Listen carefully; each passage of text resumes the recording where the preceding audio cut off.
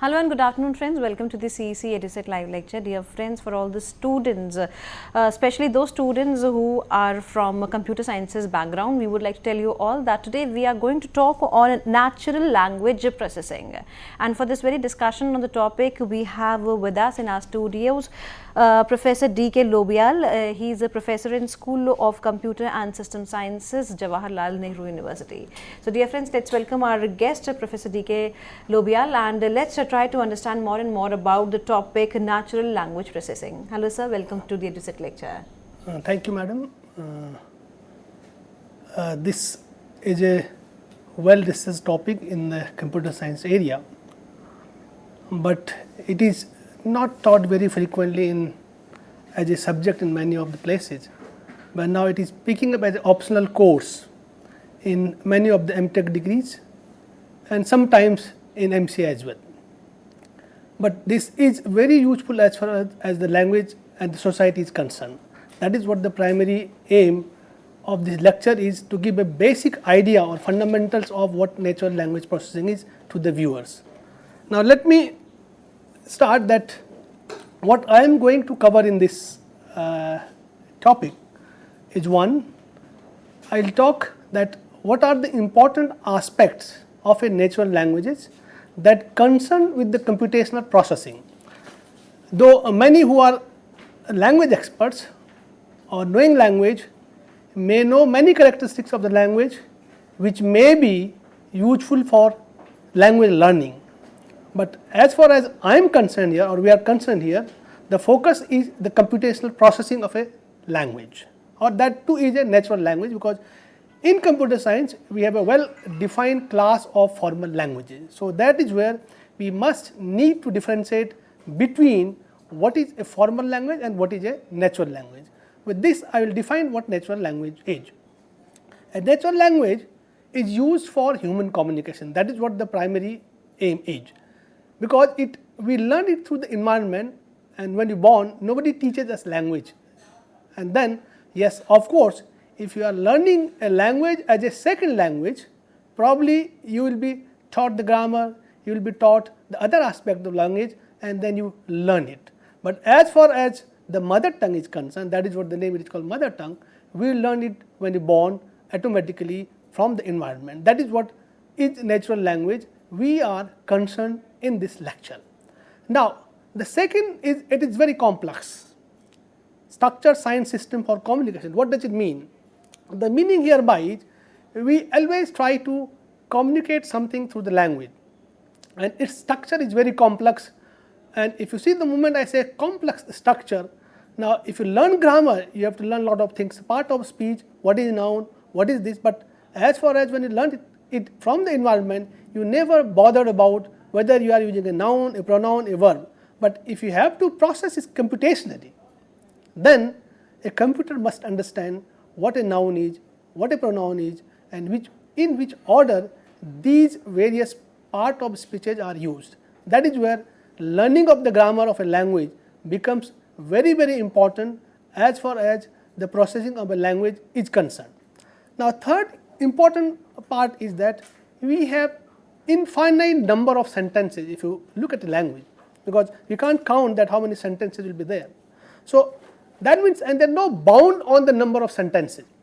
Now the problem is, the amount of data which you process is huge, and if we have to process it through computer system and look at whether computer system will be able to take up that huge amount of information or data for processing or not. So there are infinite and unbounded number of qualitative different messages. The moment I say messages, because each sentence carries some information through a message. The message I am referring here to a language sentence. That is what one must understand. Now other characteristic of this language is, I call it a self-referential, both to the language and to the speaker of the language. The meaning hereby is, when a speaker speaks, he probably will not use his name, he doesn't say I, So, we understand that who the speaker is, and when he is referring to somebody and some language, he probably may not take a name. Say for example, I say you go, that means who said this? I said. That you understand that the speaker has said it, but when you write a sentence you go, you may be in a written sentence, if you do not see a person who spoke it, you probably may not know who the speaker is. So, therefore, that is what it is self-referential. That means the sentence itself, if those who speak, you will know that who the speaker is, to whom it is being said. That is what the self-referential mean. Now, test of intelligence, since it is closely tied to thinking, that means sentence is a medium, what is expressed is a thought, what has come to a mind. That means how beautifully and in what precise manner you express a sentence also shows your thinking process, and using the right word at right time is a very key aspect that of a language. So, that is where we say how intelligent you are. Sometimes it may be a certain extent not the correct definition that it is measure of your intelligence, but yes, your intelligence is reflected through what you speak. That is where the important point is. Sometimes it may be called a test of your intelligence. That means when you write a test about your intelligence, you have to use language for that. So, anything you think you have to express through the language, that is how we can say that it is test of your intelligence. Now, speech act not necessarily verbal. When you say the speech act, all the time what you say verbally probably may not express fully what we are saying. Sometimes we shake our hands, sometimes we shake our head. That also carries meaning what exactly we want to speak. So, it is not mere what we speak carries the thought or carries the message. It is also our other act, movement of the body, the posture, the gesture also express something. So, that is what we said, the speech act not necessarily verbal. So, it is more general than just speaking. That means our other gestures as well. Now, why it becomes important and why the computer processing of it becomes so important, whereas as far as humans are concerned, it is quite obvious without making efforts we learn language. But why it becomes difficult for a computer as far as processing of a language is concerned, a natural language especially. Now, number one, in general computers do serial processing. Yes, of course, now there are parallel processing systems, we can do it for that, but in general they are serial processing, and then huge amount of data has to be processed. Then we need parallel processing. Even if you go on parallel processing, how fast it can do and how much amount of data it can process is equally important, because as I said in the beginning, the messages carried in natural language are infinite and unbounded. So, whether the parallel processing system will be able to process these infinite number of or unbounded sentences, that is what is important. So, even if you have parallel processing system, it is a challenge for computer processing for the language for humans or the scientists or the researchers. Second is the computers does not have intelligence. Humans, even if I speak something, you can read between the lines. That is what we call at times. That means probably the intention of the speaker is crucial to understand what a speaker is intended to speak or intended to say. But if the computer is processing something, the intention is not carried, and therefore you only understand what the sentence a computer processes only by looking at the sentence. The intended meaning cannot be inferred by computer processing. That is where the difficulties are. So, there is no intelligence, no common sense in a computer. Second is computer systems are finite systems. That means they have finite memory, they have finite computational processing power. So, therefore, the number of messages or the number of sentences you can store can be only finite in number. But as I said, the number of sentences or the number of messages in a natural language which humans speak can be infinite and unbounded. So, that is a limitation of a computer if you go for processing. Third is the algorithm should halt. That means whatever is being processed, it has to come to an end. Therefore, we must see that the moment you say algorithms to end, the language processing may be a system which can be infinite system. So, where to halt? And there are some basic characteristics of a natural language which becomes really a challenge for computational processing. The moment I say this, I have written few or I speak about few characteristics. That is, number one, natural languages are incomplete. There is an incompleteness in the language and there is impreciseness in the language. I will explain each of them one by one. But let me first say that there is a lot of ambiguity in a natural language. So, when you speak a sentence, it carries multiple meanings, multiple senses. That is the problem. Now, there is a referentiality. That means, when we speak something, what we are referring to is also understood by the listener. But that is the natural language has a characteristic. The computers may probably find it difficult to understand that. And there is an implicit word knowledge. I will explain each by, but the question is, what does implicit word knowledge means? That means when you are trying to understand a meaning of a sentence, the meaning of a sentence, as I said, cannot be simply taken from what words used in a sentence. That means there is a surrounding environment from where we infer some knowledge and then we try to get the exact interpretation of a sentence. So, therefore, the word knowledge is very important, which humans use, and where from this knowledge comes for a computer, where it can infer and get correct interpretation of a sentence is a big challenge. Now, if you look at contrary to this, before I explain this, if you look at contrary to this, computer systems only can handle completeness. It cannot account for incompleteness, number one. Second, I said impreciseness. Computers can only handle sentences or data which is precise. If there is imprecision, there is a problem in handling of the data.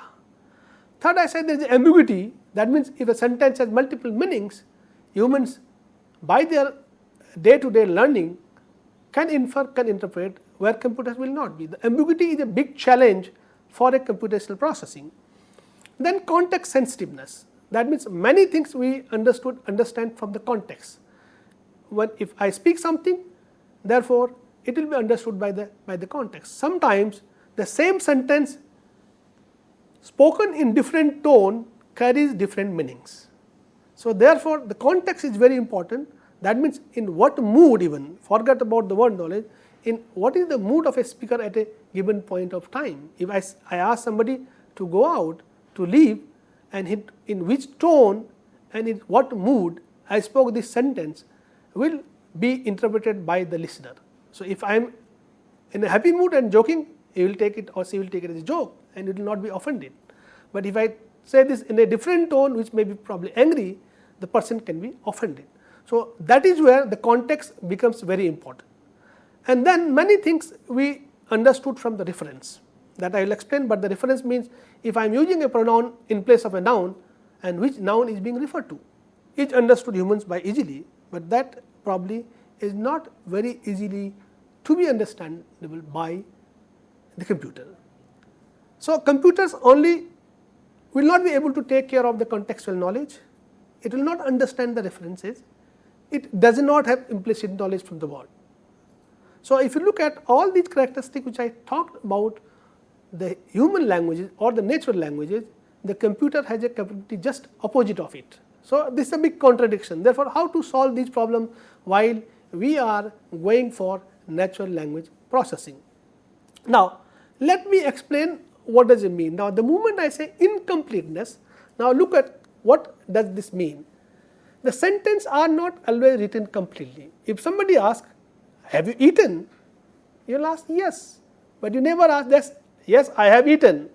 The correct answer, if you look at, is if a complete sentence will be yes, I have eaten or no, I have eaten.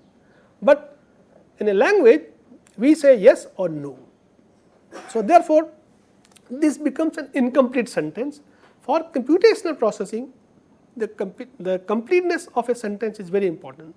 The moment you say yes, yes about what? So, that is the reason that incompleteness is a challenge for computer processing. The second is impreciseness. Many times when we speak sentences, we do not speak very precisely.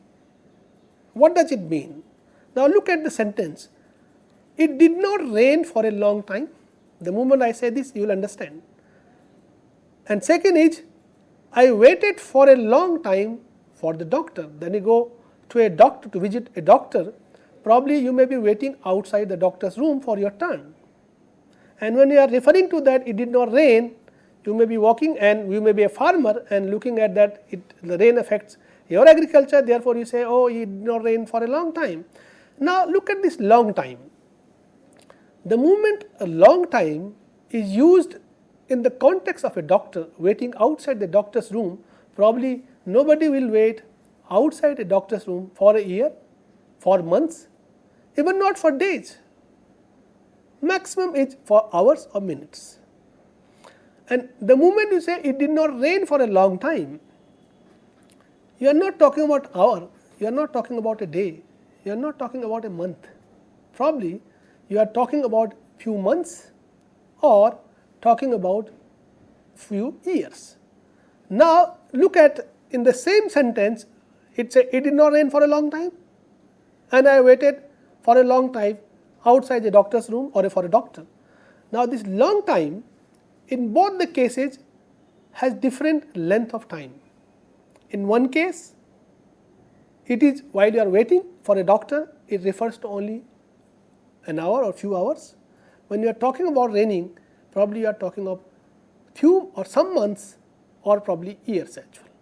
Now this long time has two different length of time. So that is what is called the imprecision or impreciseness. Now how we understand that when you say outside the doctor room, I understand, you understand, but if the sentence is fed to the computer, how the computer will be able to find out what does long time mean in one sentence and what does long time mean in other sentence. That is what becomes imprecise for the computer. Now, the third term I used which poses challenges for computational processing is ambiguity. Now, number one, the moment I am referring to ambiguity, I spoke that a sentence may carry multiple meanings. It is because of the different words used in the language may have multiple meanings. So is the sentence have multiple meanings. So there are multiple ways. Now this ambiguity itself is categorized in various types. One of the ambiguity is called lexical ambiguity. Now if you look at this lexical ambiguity, that is what a word in a language may fall in more than one category. The moment I say category, I am referring to part of speech, that is category for us. Now and the word may have more than one meaning. Now say for example, I put it, the fly may be noun, fly may be a verb. That means if I say I am flying planes, it may be used as a verb, and the moment I say planes can fly, so it or some other thing, it may be a noun. Like pen, pen is a writing instrument, it may be a female swan or maybe a small enclosure for the couch where the cow resides. Now it has three different meanings. So therefore when you use a word in a sentence, it carries multiple meanings and multiple meanings of a word, therefore the sentence meaning will also change. Now which meaning of the word has to be taken or considered at a given point of time is important. How do you resolve that? So there is an ambiguity which meaning to choose. That is what ambiguity means. You choose one meaning. Generally if you look at this, the legal system, I will put an example, these words meanings and ambiguity play a big role as far as legal system is concerned. The lawyers generally play around the words and that is what the ambiguity helps them, but it may not be very useful as far as the processing of a language is concerned because it poses a challenge to the computers. Now the other kind of ambiguity is a syntactic ambiguity. Now one ambiguity which we talked about was about the multiple meaning of a word or category of a word, not meaning, the category of a word. Now here a sentence may have two different structures. That means, the moment I said this, the ordering of the word in the sentence, in which order the words appear, may put or may bring different meaning to the sentence. Now, look at the example. What does it mean? I saw a man on the hill with the telescope. Right? I saw a man with the telescope on the hill. There are two ways to write it. Right? So, if you look at this, I saw a man on the hill with the telescope, and the second sentence, I saw a man with the telescope on the hill. Two different structures. The ordering of the word had changed. Now, in the first, the telescope is at the end. In the second sentence, the hill is at the end. Now, there are two different orders of the word in two sentences, and they will carry different meanings. If you look at this, the moment I say this, I saw a man on the hill, and you will understand the man was seen on the hill with the telescope. That means, the man was having telescope. That is what generally you will refer from, or you will prefer to have a meaning of it. The moment you go to the second sentence, that I saw a man with the telescope on the hill. Right? That means, sorry, if you check, look at this, yes, the man was with the telescope in one sentence, and the other sentence, man on the hill with the telescope. That means, the man was on the hill, and the second sentence, telescope with the man, telescope on the hill. Now, the telescope on the hill or the man was on the hill. There are two different meanings. Either the telescope was put on the hill, other is the man was on the hill, but he was having telescope. So, the ordering of the word is referring to two different meanings of the sentence. So, now the structure of the sentence is important, because it is ultimately leading towards finding the meaning of the sentence. Now, if the structures are different, two different meanings will come out of a sentence. So, therefore, there will be ambiguity that which meaning is the correct meaning, therefore, which structure is the correct structure. And this structural difference and having more than one structural for a sentence, we call it syntactic ambiguity. Now, the third point is there is a semantic ambiguity. Now, we talk about the ambiguity because of multiple structures. First, we talk about ambiguity because of multiple categories of a word. Now, third is the multiple meanings of a sentence. Even if there is the same sentence, that is where the problem. We have not two different structures, and it may not carry two different meanings, but the whole meaning of a sentence have multiple meanings. Now, look at this. If you say that they are flying planes, the moment you say they are flying planes, either you are referring to the planes which are flying on the sky. That means, they are flying planes, means the planes which are flying on the sky, you are referring to the planes. This is one meaning of a sentence. Second is, they are flying planes means you are referring to some pilots who are flying the planes on the sky. So, now the moment you say they are flying planes, where you are referring either to the planes which are flying, or you are referring to the pilots who are flying the planes. Now, the same sentence without order change order, without the category of the fly, the meaning of a sentence, the sentence have multiple meanings.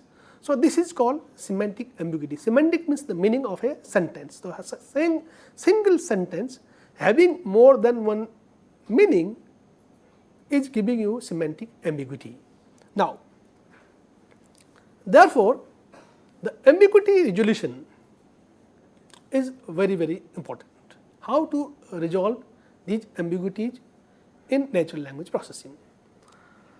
Now, some of the methods which are used are statistical methods that are used for resolving ambiguities in a language.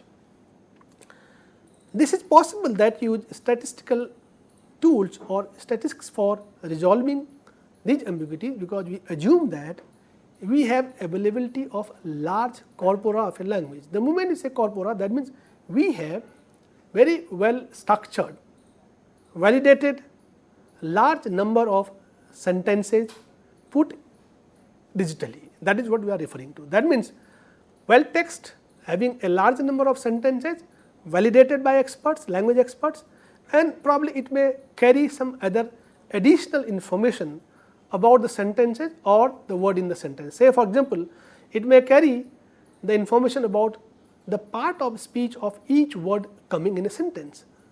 All these kind of information may also be put in the corpora or digital form. That is what we refer to corpora. If there is no corpora, that means availability of language sentences or information in digital form, probably applying statistical methods become very difficult. So, now one of the biggest challenges is the availability of the corpora. Now, it requires huge effort, man hours, cost, and then language experts, and generating such large corpora is a big challenge, and it requires a lot of efforts. So, that is one of the challenge I am putting, because for Indian languages finding these corpora still is a big challenge. Only few domains and few places probably you get few corpora maintained for some specific purpose. Now, therefore, with using this corpora, statistically we can compute the probability by analyzing this corpora, and therefore, if any sentence has more than one meaning, what we try to do is we will try to find out which is a highly probable meaning, and therefore, this may help us in finding about the meaning of a sentence. So, now up to this point what we talked about is what are the various characteristics in the language which makes it challenging for computational processing, and second is we focused on the ambiguity is a big challenge, and therefore, to understand language meanings correctly, the meanings of a sentences in language correctly, we must resolve ambiguities, and to resolve those ambiguities what we said is the statistics is the key aspect of solving the ambiguities in a language. And with this we will stop at this point.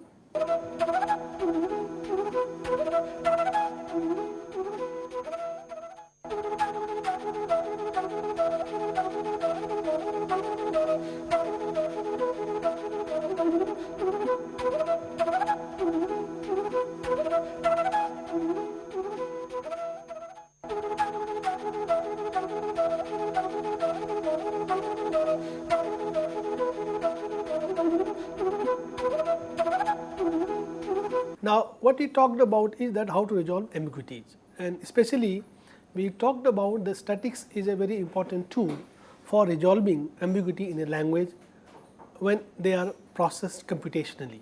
Now,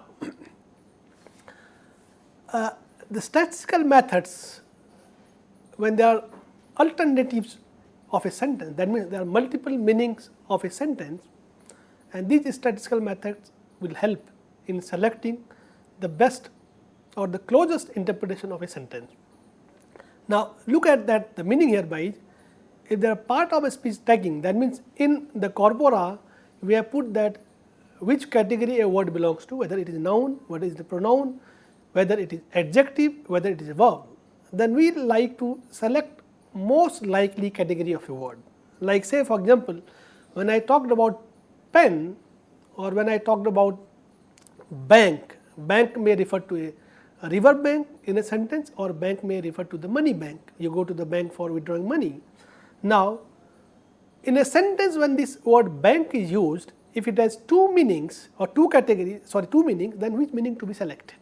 It is depends on if you compute the probability that in which meaning or which sense of the meaning the word bank is used most of the time, then probably I will select that. So, we will try to select the most likely category of a word, or we like to select the most likely sense of a word, that is meaning of a word, and then finally we like to select most likely, that means sentence meaning, that means if you have multiple meanings and if you have computed the probability, then you will find or select a sentence which has the highest probability to give a meaning. So, that means we are trying to select the most likely meaning. So, still when you are resolving this ambiguity, we cannot say that we have selected the exact meaning of a sentence, because the statistical methods they never talk of selecting an exact. because it is probability based. That means you are selecting that has a high chance or high probability being the exact meaning. It does not mean that it is exact meaning of a sentence. So, we are trying to go as close to the meaning. Now, look at this example. Suppose a corpus I have 1 lakh or probably look at this 1273000 words. That means, if you look at this, it is 12,73,000 words if a corpora contains, and in that 1000 occurrence of the word fly is there. That means, the fly word occurs 1000 times in the corpora, and then out of 1000 occurrence of flies, 200 are noun and 400 are noun and 600 are verbs. That means, in the corpora the word fly occurs 1000 times, out of that 1000 times 400 times it has been used as a noun and 600 times it has been used as a verb. Now, then if I find the probability of this fly word occurring as a noun or as a verb, or even occurrence of the probability of occurring of the word fly is because it occurs 1000 times divided by 12,73,000, it gives you 0.0008 is the probability of a word fly occurring in a sentence. Now, similarly, you can find out how many times the fly is occurring as a noun. So, it occurred 400 times out of as a noun out of 12,73,000. So, its occurrence of a fly as a noun is 0.003, and so its occurrence as a probability of its occurrence as a verb is 0.005 because 600 divided by 12,73,000.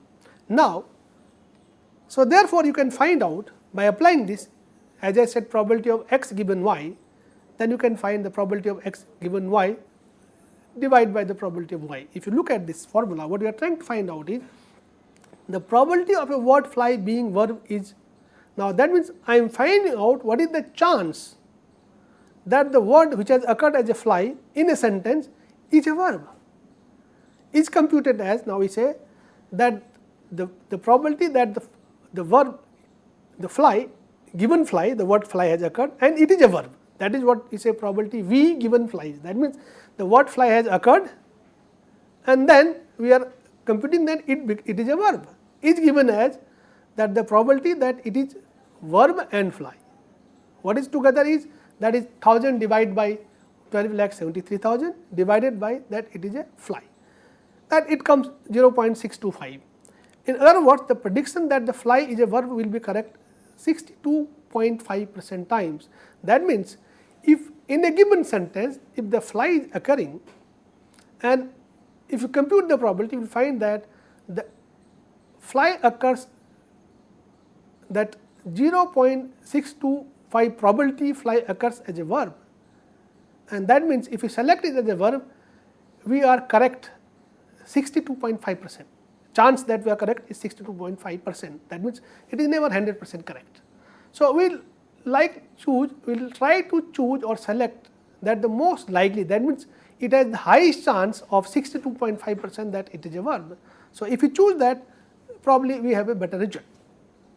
Now, the next term, this is all about ambiguities which we talked about. Now, other characteristic of a language which we talked about was the context sensitiveness. Now, look at a sentence first, then we talk about. That means, is that in different sentences, some word may have different senses depending on where the word is being used. If you look at this, what you say, sun rises in the east. Second, we said, he rises early in the morning. Now, look at the rises. The moment I say sun rises in the east, you will immediately understand that I am talking sun comes out from the east. That is what you will understand. The moment I say that he rises early in the morning, you will understand I am talking of he is getting up in the morning, he is coming out. You will not take that he is coming out in the morning, you will say that he is getting up in the morning. That means, how do you understand that in one sentence the rises means comes out, in other sentence the rises means gets up. Now, this is from the context you are understanding. That means, where the sentence is being used. If this is being used in the house sometimes, and that we are talking or referring to the some person, probably we are talking of getting up. If you are referring to sun, we are referring to comes out. The context here is in one context, the word sun is used, makes us to understand the meaning of rises means comes out. In other sentence, the context is he. We are referring to a person. That means the meaning is not comes out, the meaning is gets up, and also in the morning. So, from these contexts, we are understanding the sense or the meaning of rises. So, that is what context means. And when we fed a sentence to a computer that he rises in the east, he will take the meaning of what rises and he will say this is the meaning of a sentence. So, the meaning of a sentence you cannot simply find out from the meanings of the word. Say for example, you say he, sun means sun, and then rise means comes out, in the east means this direction, you can also some comes out from this direction, right. And simply you say he rise early in the morning, rise means comes out in the morning, so he comes out in the morning, you can't interpret it like this. That means you have to understand the context as well. Now, that is what we refer to the context. So, for computer, until unless we make it to understand the context, it will not. For us, the context information is already stored in our mind, and that is where we are using this context information.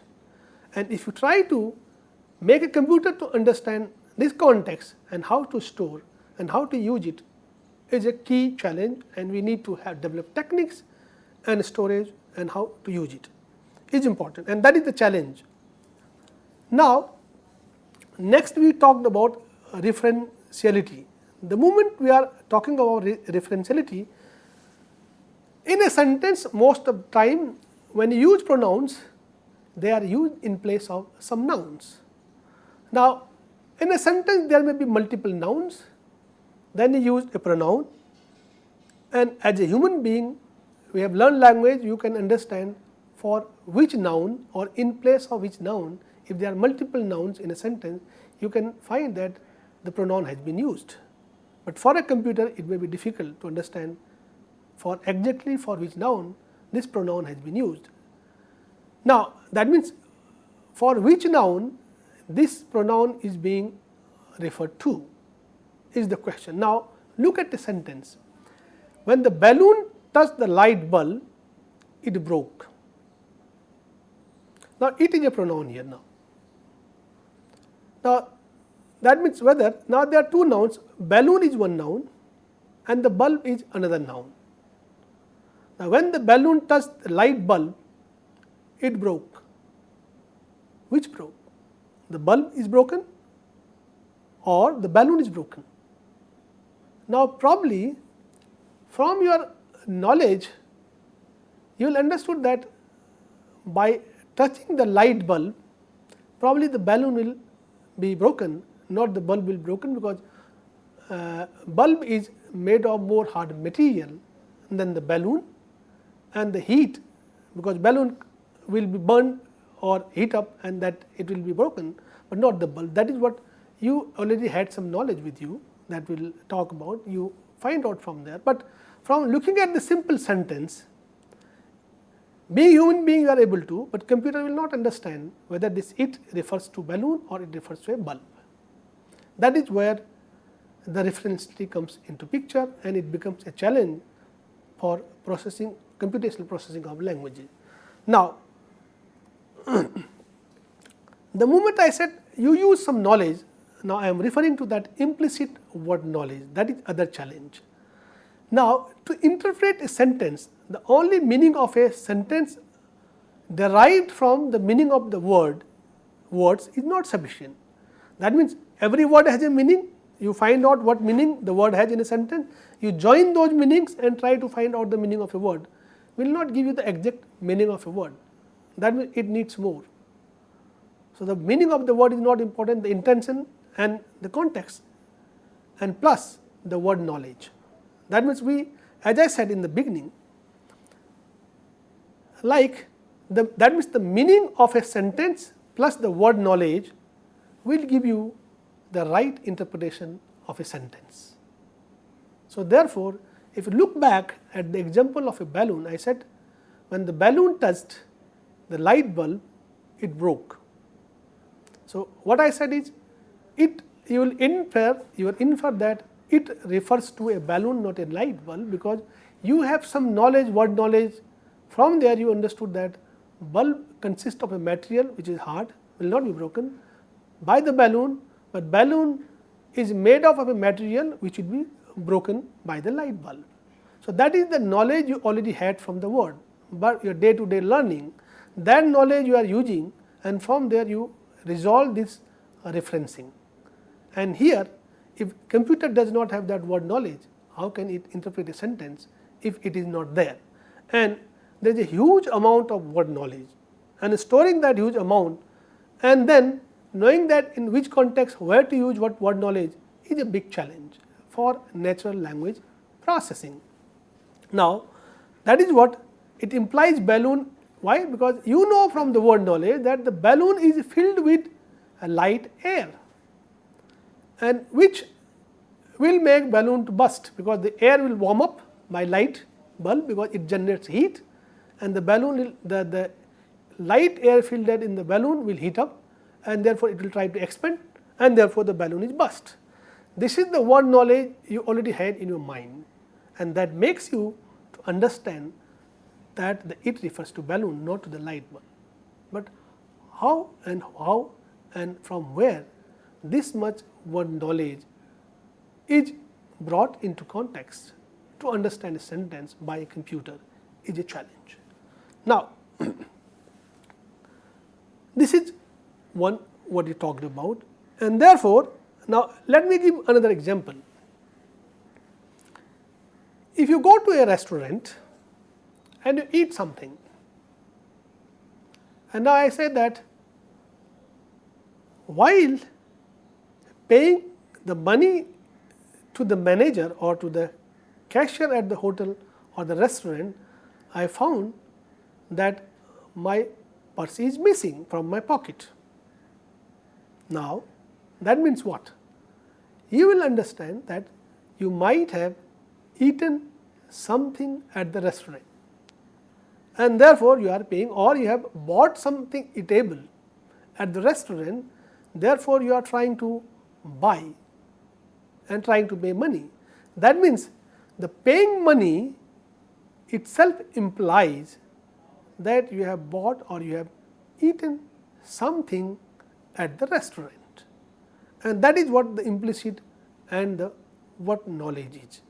Now, the big challenge is, if you look at this whole issue, that there is a huge amount of word knowledge and how to store it and how to use it. Now, let us go to the next aspect of natural language processing. So, up to this point, what we talked about is what are the challenges of a natural language when you want to process it computationally, and now if you want to process it computationally, what are the aspects we must look into? That is the different now the topic of the talk. Now, NLP, natural language processing, is defined as is a computational modeling of various aspects of a language or various aspects of natural languages. Now, the moment I say various aspects, what are those various aspects? And when I am referring to computational modeling, that means I must have techniques and tools through which I can process those aspects of languages.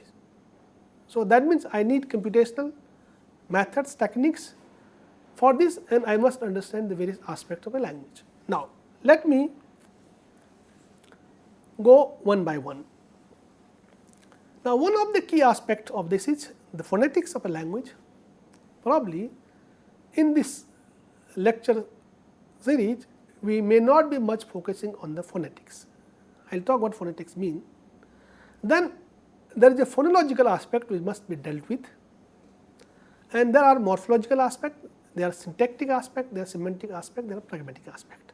These are the various aspects of a language which must be dealt with if you want to process a language. Now, the first two aspects, when you talk of phonetics and phonology, they mostly refer to the speech. Now, in this lecture series or in these lectures, probably we will not cover the speech aspect of a natural language processing, and we will focus on the textual part or the processing of a text in the language, and that is written language we are focusing on.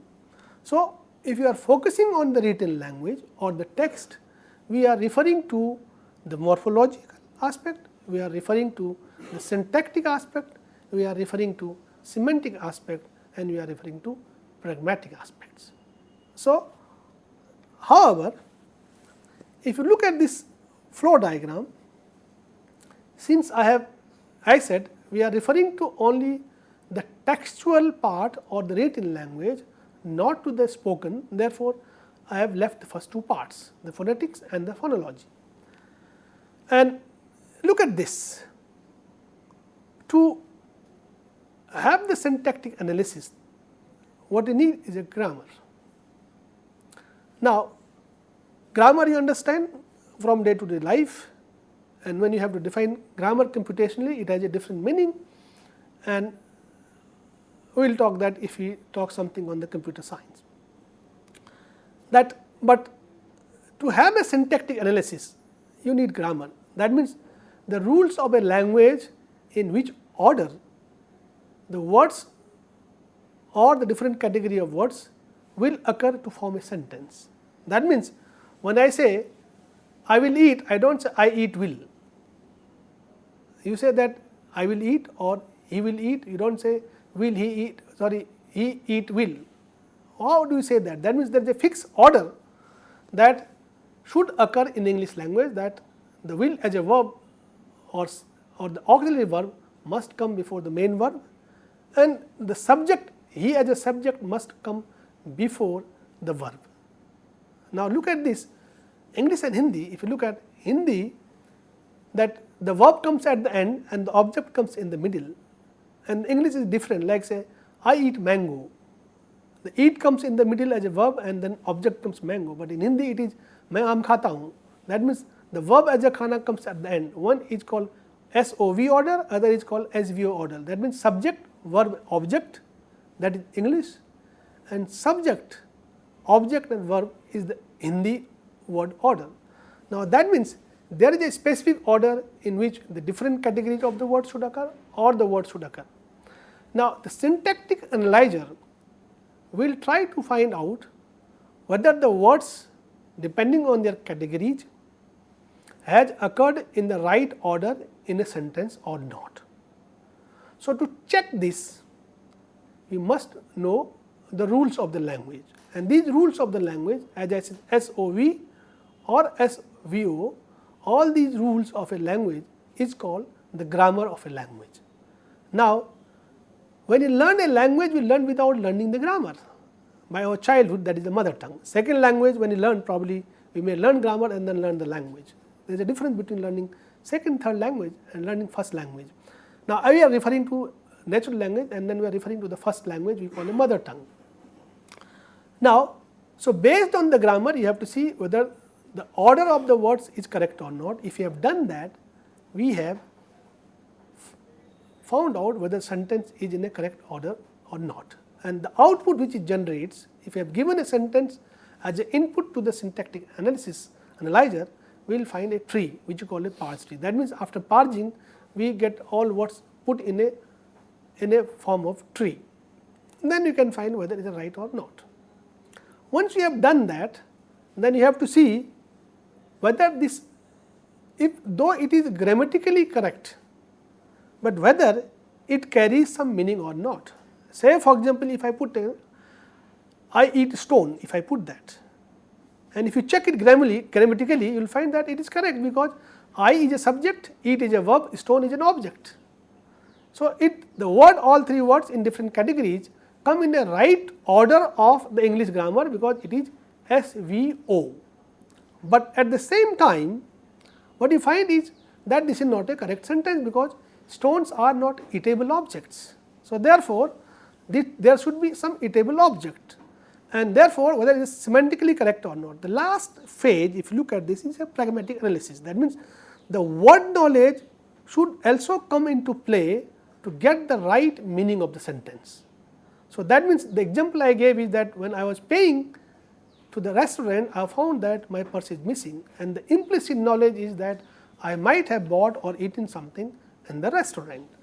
Therefore, to get this word knowledge, to get the right interpretation is important. So, if you do this, we are doing everything in an order. First, we will find the structure of the sentence, then we will find the meaning of the sentence from the words, and lastly, we try to find out the exact interpretation of the sentence by using the context and the word around us to understand the exact interpretation.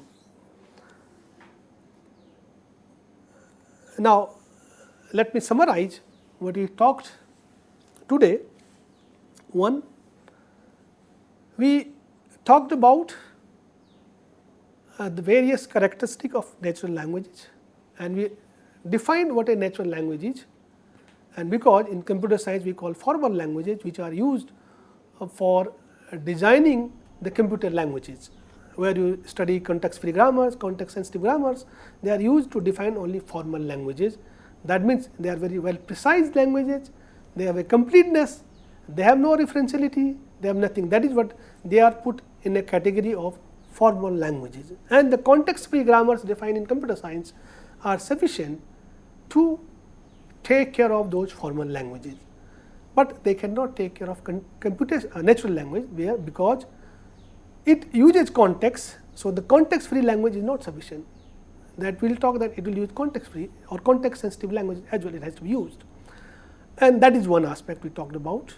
And second, the challenges, the characteristic of a natural language that pose challenges to the computational processing are very, very important. We talked about certain characteristics with the emphasis on the resolution of ambiguity, that was key. And the third aspect we talked about, after talking all characteristics and all challenges put the natural languages, we talked about various aspects of natural languages and why these aspects becomes important and how these aspects should be modeled. That means we need different kind of computational techniques which will take care of different aspects and resolve them. Now, the moment we say techniques and tools, say for example, the moment I say syntactic analysis for formal languages in computer science, the context free grammar is sufficient to take care of whether a expression or an expression in the high level language is occurring correctly or not, in correct order or not. The formal language grammar is sufficient to resolve that by using a context free language. But for natural languages you can't do this, and these formal languages cannot handle these natural languages, and therefore how to design or how to capture the grammar of a natural language in a computational format. That means context free is not useful. If you use context sensitive, then designing a context sensitive grammar is very, very difficult. We do not have parsers, we do not have computational techniques yet which can help in making tools that can take context sensitive grammar as input and resolve the output. And therefore, we have to use context sensitive grammar with certain modifications. That is how the syntactic analysis will be taken care of. Now, semantic analysis, if you look at in formal language, there we try to see whether in any expression, whether any operator has come in the right place or not. That means if two integers, if for an operator both the operands should be integers, whether they are integers or not, that is the semantics. Similarly here, from the word's meaning we have to find whether the meanings are correct or not. So, but the kind of semantic analyzer we have been using in formal languages cannot be used for interpretation of natural languages, and therefore, that is a big challenge. We need to have techniques to deal with the semantics of natural languages.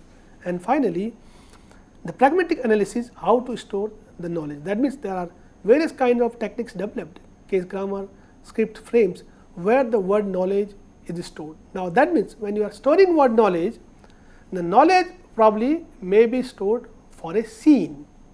Now, assume that you said that you are in a restaurant and what activity you can do at a restaurant. The entire scene has to be stored, and from that context, the pragmatics has to be used to have a right interpretation of a given sentence. Now, I think with this we will stop today. Thank you. Thanks very much.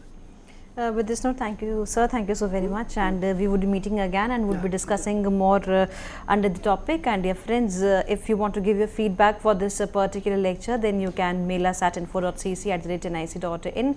All the questions pertaining to the title, to the lecture are all welcome. And we would love to solve your queries the next time when Professor Lobial visit our studio. So dear friends, keep watching us and keep writing us. We would be meeting again very soon. Till then, take care. Goodbye. Thank you, sir. Thank you so very much.